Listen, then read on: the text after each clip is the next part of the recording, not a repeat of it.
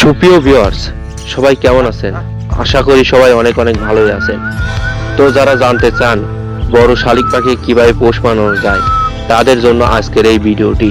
বন্ধুরা, এখানে বড় শালিক পাখি বলতে বোঝানো হয়েছে, ধরুন আপনি পাখির মালিকের কাছ থেকে পাখি নিয়ে আসলেন এবং সেই পাখি যদি তার ভালোভাবে পোষ মানানো থাকে, তবে এক্ষেত্রে পাখির বয়স যতই বেশি হোক না কেন আপনি খুব সহজে পোষ মানাতে পারবেন। এছাড়া আপনি শালিক পাখির বাসায় উঠে দেখলেন যে শালিক পাখির বাচ্চা অনেক বড় হয়ে গিয়েছে, কিন্তু উঠতে পারে না এবং নিজের খাবার এখনো নিজে খেতে পারে না, তবে সেই পাখিকে আপনি খুব সহজে পোষ মানাতে পারবেন।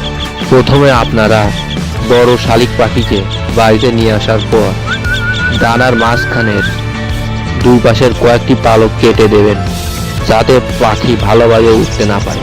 পাখির যখন ক্ষুধা লাগবে, নিজে নিজে হা করবে, তখনই আপনি পাখিকে খাওয়াবেন। আর পাখিকে আপনার চারপাশের পরিবেশ ভালোভাবে চেনাতে হবে এবং পাখির মধ্য থেকে ভয় দূর করতে হবে। বিশেষ করে পাখিকে খাওয়ানোর সময় হাতে কাঁধে বা কাছে নিয়ে খাওয়ানোর চেষ্টা করবেন। এভাবে পাখিকে আদর যত্ন করলে দেখবেন এক সপ্তাহের মধ্যেই পাখি আপনার পোষ মানবেই।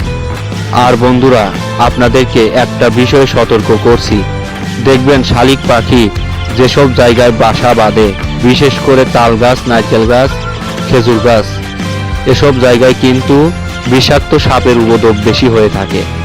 তাই আপনারা এই সাপ থেকে অবশ্যই সাবধানে থাকবেন।